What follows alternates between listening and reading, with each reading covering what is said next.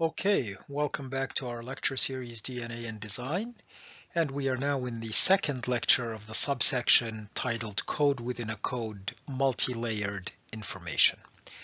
So let us now begin exploring some of the details. We have said that DNA, while it carries the code for protein synthesis for the order of amino acids to make a protein, simultaneously also has embedded within it codes for multiple other functions, and we saw some of the jargon in prior papers. Let's now try to make sense of some of that jargon.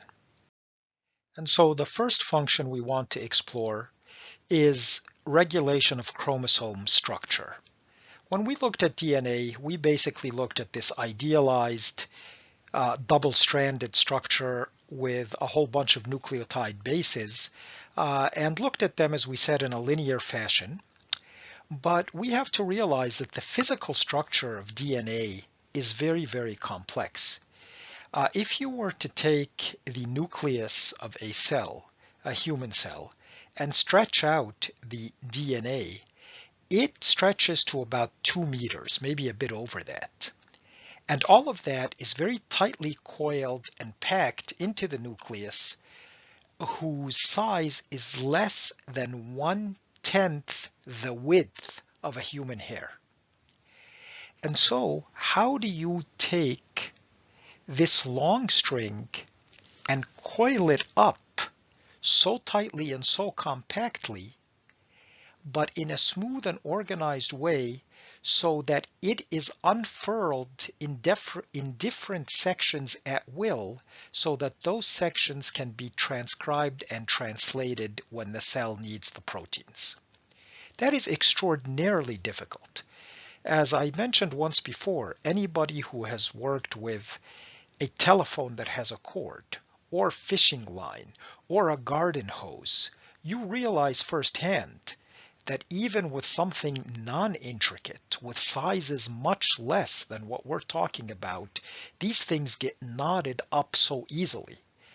Every time I want to plug in my headset to tape these lectures, I have to untangle the headset cord.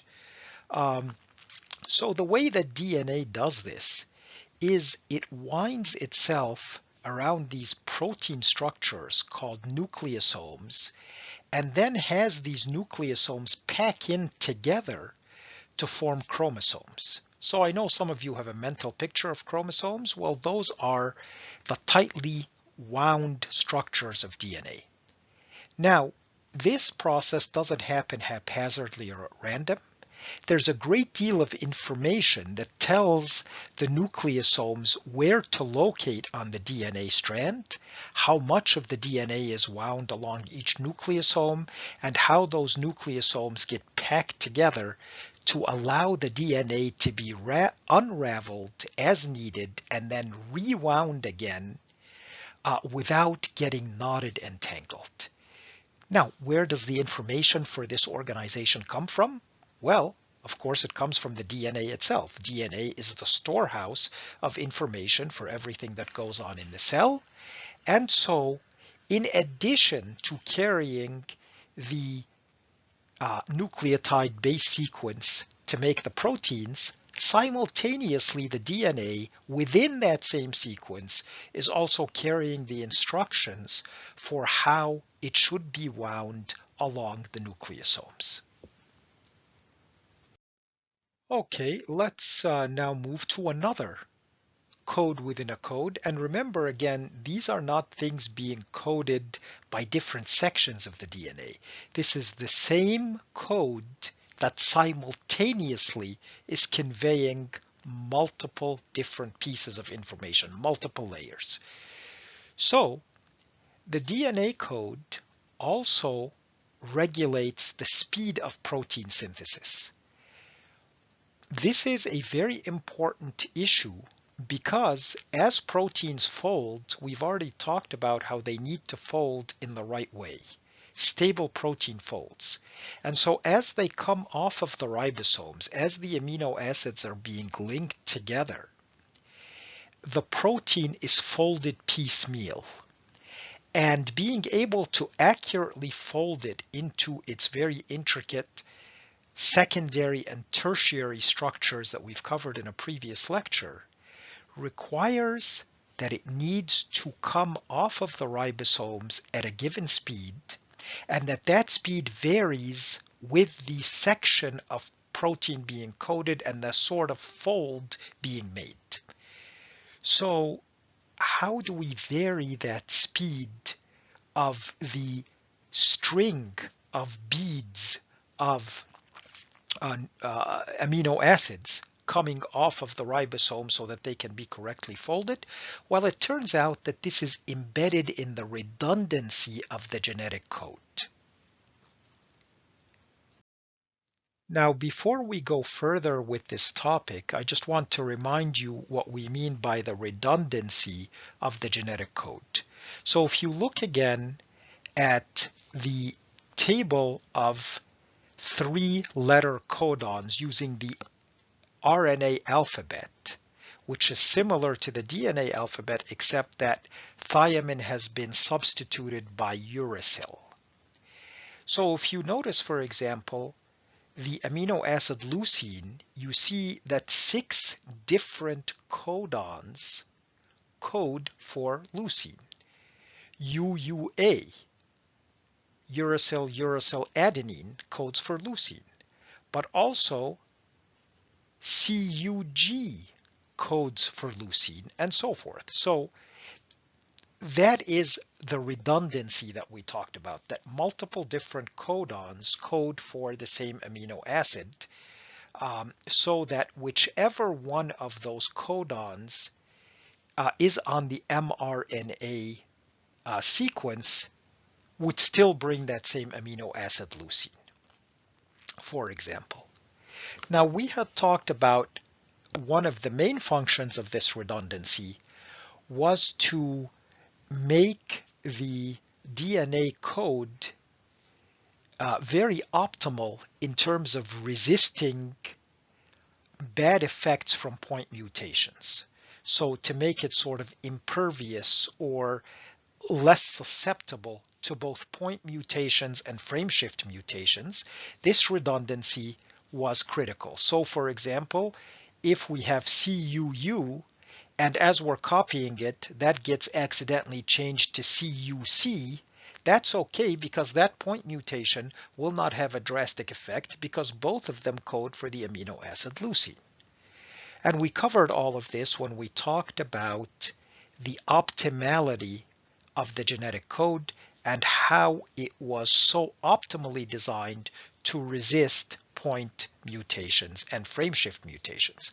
But it turns out that at the same time, this redundancy has a very, very important function in regulating the speed of proton synthesis.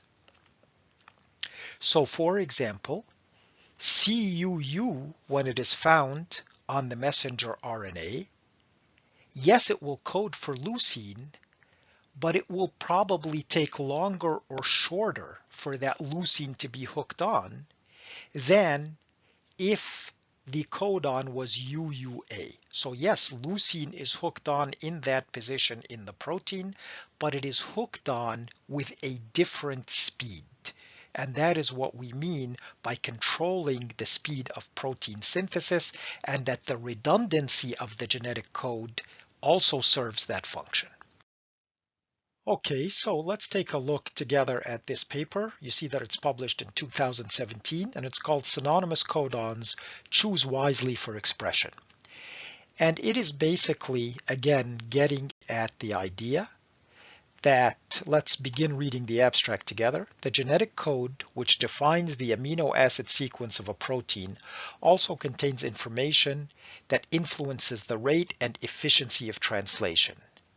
Neither the mechanisms nor functions of codon-mediated regulation were understood. And I'll stop here and I'll leave the rest of the abstract for you, whoever is interested, because then it really starts to get into some nitty-gritty that is beyond the detail that I want to go into. But it is talking again about how just recently we are beginning to discover these mechanisms behind codon-mediated regulation. And again, what does that mean? It means that when I am using synonymous codons, yes, all of them may code for leucine, but the DNA seems to choose very wisely, because a protein that needs to fold more slowly, it will choose a codon that brings in the leucine more slowly, so that that protein comes off the ribosome more slowly. And so yes, leucine is found in a lot of different proteins, but it turns out that the DNA uses the appropriate codon to bring in leucine or any other amino acid into the different proteins based on the rates that those proteins need to be made so that they can be properly folded. And not only that, but remember, a cell doesn't make just one copy of a protein. Your pancreas doesn't make just one insulin molecule. It needs to make a lot of insulin. And how much is influenced by the stability of the mRNA. As I am taping this, we're in the middle of the COVID epidemic, and I'm sure you've heard about the mRNA vaccines from Pfizer and Moderna, and people were saying that the mRNA gets in your cell, it will get translated to a spike protein for the coronavirus, and then it will break down. And so it needs to stay around long enough to make enough spike protein, but then it needs to be degraded so that your cells don't keep making spike protein. So the mRNA needs to be stable at the right level. It needs to last long enough, but not too long. And it turns out that part of the codon-mediated regulation function also affects not only the speed of translation, but the stability of the mRNA that contains that codon. So one synonymous codon may be more or less stable. It makes the mRNA more or less stable than another synonymous codon, even though they both code for the same amino acid.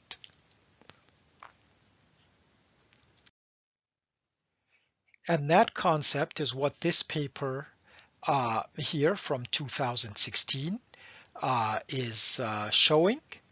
And it is basically saying that part of what these synonymous codons do, choosing the right codon at the right place in the mRNA sequence, influences mRNA stability. So let us begin reading this abstract together.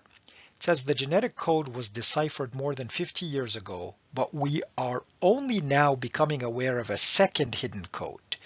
It is the concept of codon optimality, choosing the right codon at the right place at the right time, even though multiple codons would code for the same amino acid. So it is the concept of codon optimality that enters the scene of developmental and homeostatic gene expression, linking translation rates, mRNA stability, and tRNA abundance. So let us stop here. I think this really says it all. And so we have seen that, when these authors are talking about code within a code, that is different than another code within a code that we've seen, for example, influence the nucleosome structure and the winding of DNA around the spool that makes the chromosomes.